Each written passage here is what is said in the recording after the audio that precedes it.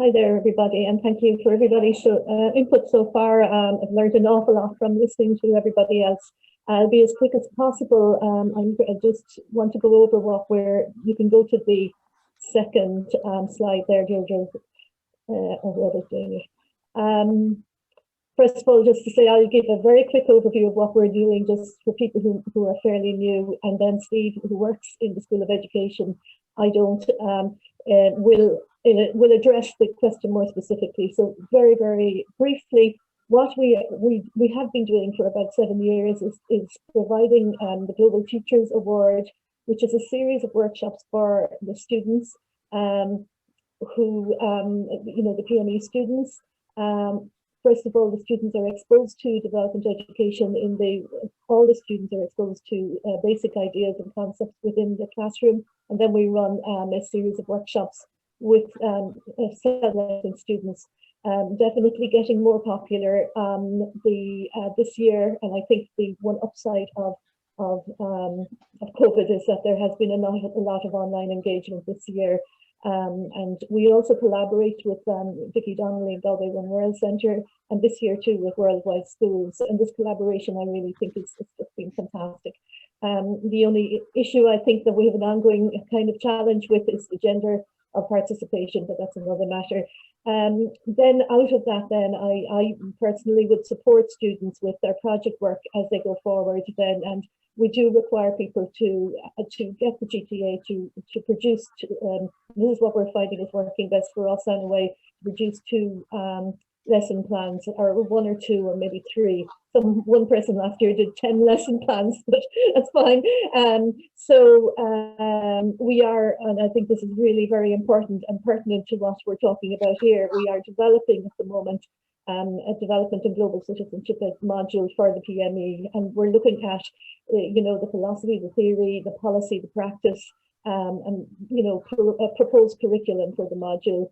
And of course, Kane will be helpful for embedding this work into the PME program. If you go on then to the next slide, one of the things that we have begun to do is we have a website, ITEST-UCC, www.itestucc.com.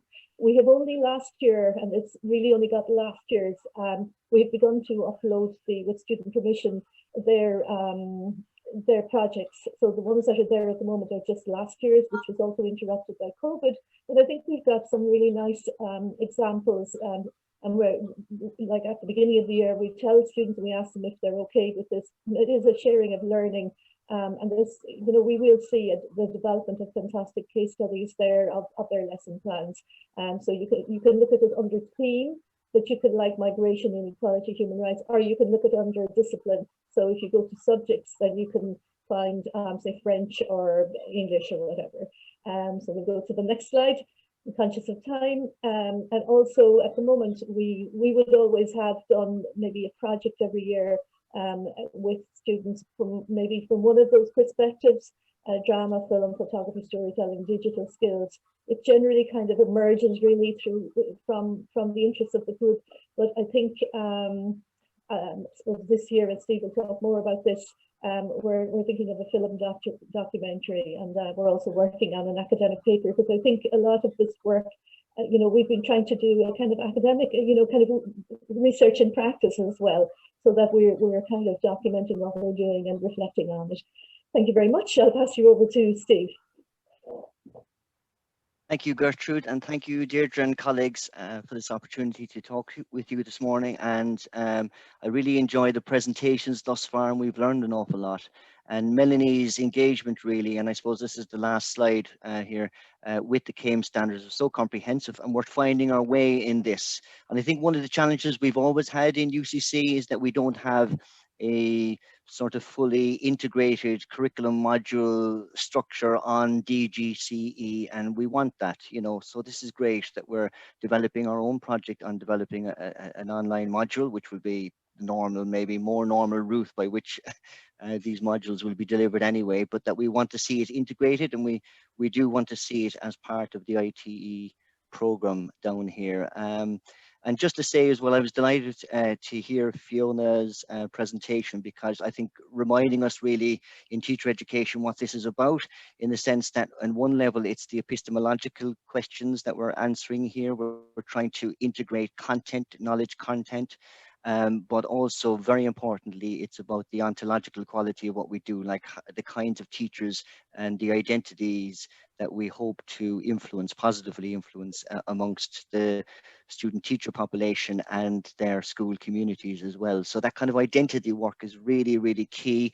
And we found, following from our NCAD colleagues way back in the day, that art projects and creative projects and different ways of doing things is a really good way to develop those kind of identities actually, and the values that are central to this kind of work. And just to say that we are always looking at other ways in which the work can be presented, other ways in which it can be assessed.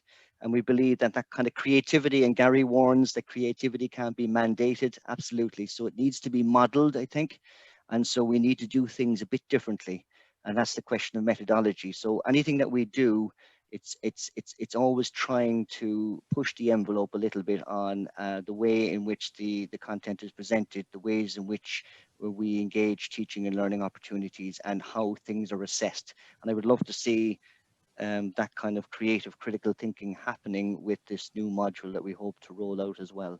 So we look forward to further discussions on the matter, but I'm conscious of time, so we'll leave it at that, Deirdre. Thanks.